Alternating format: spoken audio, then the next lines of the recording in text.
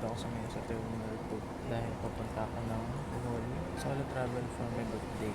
Ayun, mahaba-habang plano tong Bohol na to kasi hindi naman ito yung original kong pupuntahan dapat. Dapat papunta ako sa Quezon. Hindi lang ako. Niyaya ko yung mga friends ko pero hindi sila pwede. So, agad-agad, nag-isip ako ng sub na pupuntahan. So, nag-search ako sa TikTok kung ano mong magandang puntahan for solo travel. Ang search ko ay beachfront na hotel or accommodation na beachfront. Dahil feeling ko, parang yun yung gusto ko ngayon. Yung wala akong gagawin, tambay, kakain. Yun lang yung nasa isip ko. Tapos yun, tsaka hindi pa rin ako nakakapagbuhol. Tapos ngayon, binabulag ko siya kasi 30 na kasi ako sa Tuesday. So ngayon ay March 30. Tapos yung birthday ko ay April 1. March 30 hanggang April 2 ako nanonood. Ano yung gusto ko dito pero hindi na siya aabot. Sobrang aga ko dito. 8:55 po yung boarding. Pero parang mga 6:30 nakapag-check-in na. Well, wala naman akong check-in baggage. Hand carry lang naman ito. Pero sobrang aga ko talaga. Eh, nagkape ko. Ano ba't mas lang ito? Buti na lang din nakatulog ko. Wala naman akong regret. Pero parang gusto ko pang magsalita. Pero hindi ko alam na sasabihin. Ano ba't mas na ito? Kumain na rin ako. Nag-breakfast na ako. Nag-Jollibee ako. Tapos nag-check-in ako. Tapos dito na ako sa boarding gate. Tatambay. Wala na ako nasisip sa basic. Gusto ko lang siya i-vlog kasi wala. 30th birthday. 30 years na ako nandito sa mundo. Nasa airport pa lang nagre-reflect na. Pero sana okay yung weather sa Panglao kasi nung isang araw pa ako nag-check ng weather kasi sabi maulan daw. Sana hindi naman. Ang dami ko rin naiwan. Hindi naman madami. Siguro mga dalawa. 7:10 pa lang. Matagal-tagal pang hintayan to. Pero yung stroke ko parang hindi na kinaya. Kairita. Grabe. 30 years old na ako. Sa Tuesday pa naman. OA lang ako. Pero wala lang. Parang ang OA. OA. Nag-30 lang OA na. Parang ang bilis-bilis. Ayun na, nagre-reflect na ako. Start na dito yung part 2 ng reflection ko. Excited na ako mag-beach kasi last year wala akong beach na pinunta. Lord, sana, maayos na weather lang. Safe trip and good weather. Gusto ko pang magdaldal pero wala masyadong tao ngayon sa airport. Parang, di ba walang weekend ngayon? Ayun, nakaalis na si Kuya. Pero parang ngayon lang ako umalis ng birthday ko talaga. Kasi madalas parang days after my birthday yung travel ko. Pero ngayon, mismong birthday ko. Sobrang favorite ko talaga tong Terminal 2. Ito yung mas peaceful na airport. Gusto ko tong Terminal 2. Ano lang siya? Parang lang siya, simple lang. Parang hindi siya sobrang laki. Kasi yung Terminal 3 parang overwhelming. Kanya check-in, kabilang side lang. Tapos yung boarding gate, ayun, tatawid ka lang. Ganun. Ito yung masaya sa solo travel. Kasi parang wala kang iniisip na tao na aalalahanin mo. Yung parang lahat pwede mong gawin ng dire-diretso. Gusto ko na manood ng Toro Fam, pero gusto ko rin dumaldal dito sa vlog. Vlogger ka na. In fairness talaga, konti lang na tao. Ay, well, Sunday siguro. Baka nung Saturday sila nagsialisan.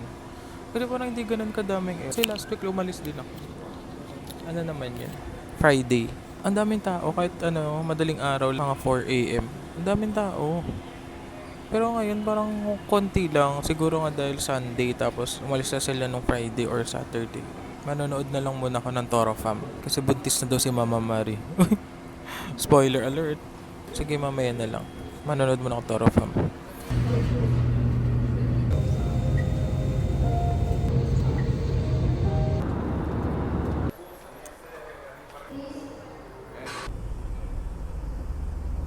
So, nandito na ako ngayon sa resort. Okay naman yung flight.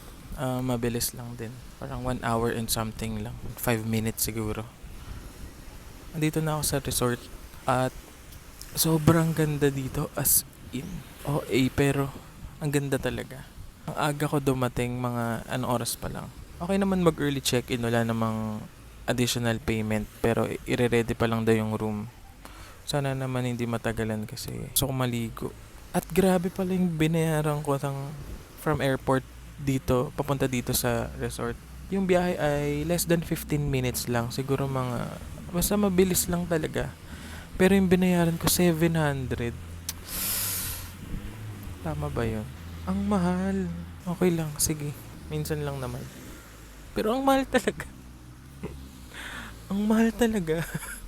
Pero sobrang ganda talaga dito. Ang peaceful, wala masyadong tao. Excited na ako tumambay lang ng tumambay at kumain. Sabi daw, meron daw mga katabing resort to, tapos pwedeng kumain, may mga restaurant. Ito kasi parang walang kainan dito sa mismong restaurant. So, ang problema lang, tamad akong maglakad. Okay din naman din yung grab food, nakakapasok naman daw dito. Pero ang ganda ng dagat. Ang ganda talaga. Oo, na. Tapos yung pinakagusto ko, wala masyadong tao. Hindi crowded. Hindi matabong. Oo, ganda dito. Pero sana okay na yung room ko. Uy, ang ganda talaga. Ang ganda. Pero 700 yung binayaran ko sa taxi papunta dito. Ang mahal.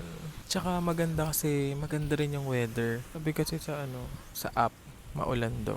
Pero parang hindi naman. Natutulala na ako sa ganda. Oo, ka talaga. Ay ako ng ganito lang. Tatambay lang ako ng tatambay, kakain. Ganda talaga.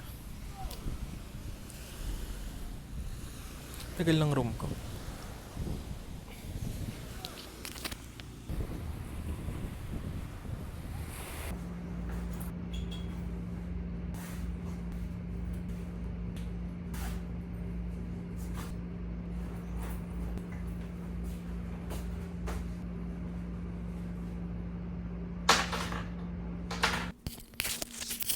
Ayun, nandito na ako sa room. Mga isang oras ata ako naghintay sa labas. Pero okay lang naman. Ganda naman ng view sa labas. Mainit lang talaga. Yun. Nag-ayos na rin ako ng gamit. Okay naman yung room. Ano lang. Okay lang. Medyo luma lang siya. Pero okay lang naman. Hindi naman, wala namang mabaho. Okay yung CR. Malakas naman yung tubig. Malamig yung aircon. Ayun. Okay lang. Tapos yung bed ko dito 3. Ako lang mag-isa. Ito. Kasya 2. Tapos ito pang single. So, may mili na lang. Naantok na ako. So, baka maligo lang ako. Tapos, matulog. Tapos, pagising ko doon na lang siguro ako kakain. Tsaka mainit pa sa labas. Mamaya na siguro ako lalabas at kakain. Lalakarin ko yung shore. Hanapin ko yung mga restaurant. Sana hindi malayo. Tamad ako maglakad. Ayun, okay naman. Feeling ko mag-enjoy naman ako dito. Medyo inaantok na ako ng oras na ba. Maliligo lang ako. Ayun lang. Bye!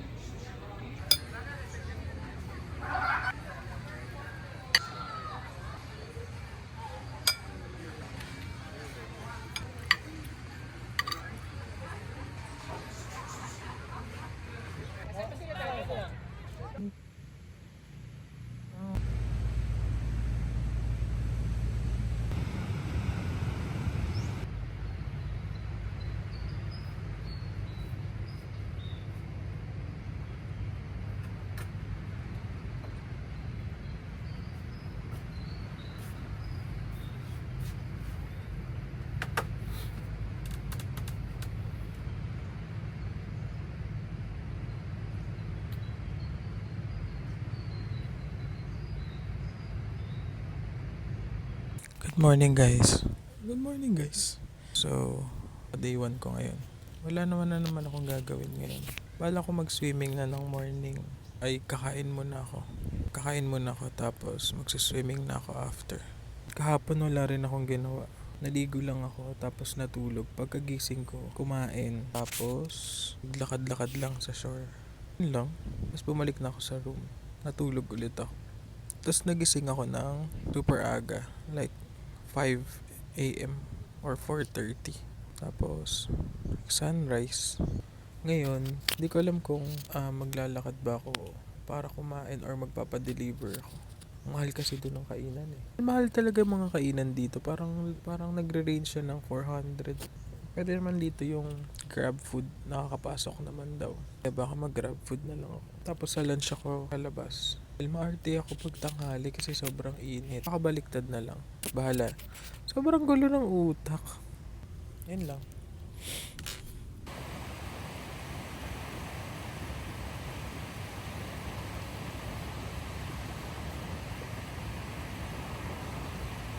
Let's go swimming!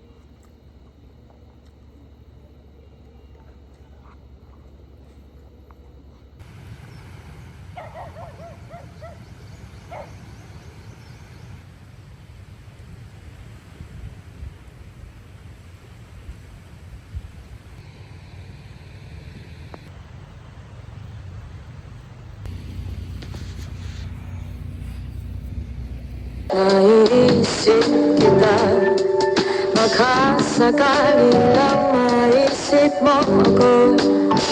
Di mo lang alam hanggang sa gabi.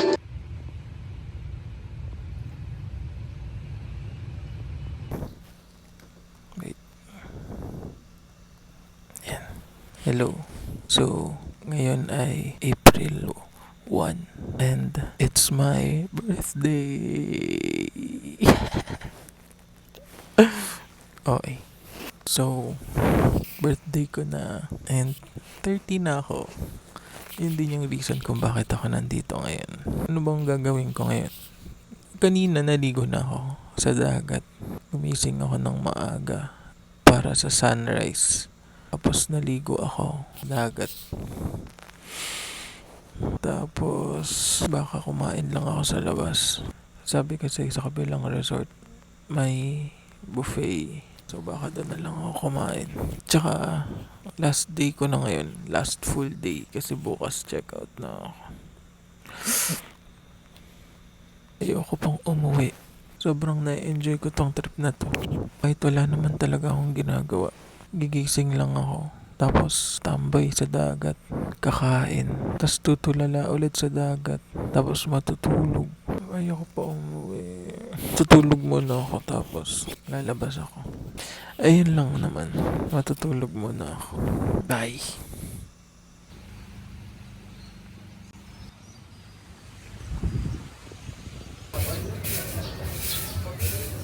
Hi.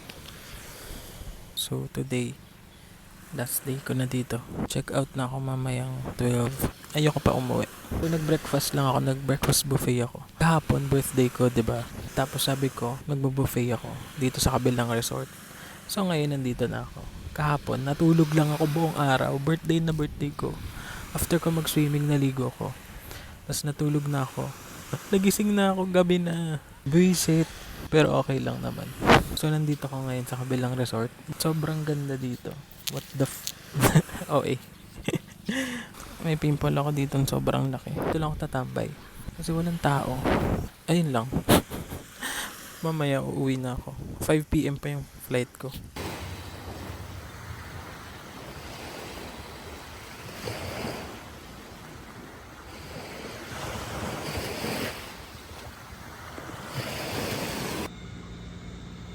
Ayun, pa-check out na ako. Ayoko pa umuwi. Ay, may gamit ko. Sana may pumasok na Grab dito. Sabi kasi ni ate, hindi daw pumapasok ng Grab. Yung ibang Grab, hindi daw pumapasok dito. Sana pumasok siya. Mamaya pang 5 yung flight ko, so dadaan muna ako ng church. Tapos kung may coffee shop doon malapit, baka doon muna ako tumambay. Tapos, Reach Airport. Bye! Sobrang na-enjoy ko to. Trip na to. Babalik ako dito. Pag 31 na. Char! Yun lang. Bye!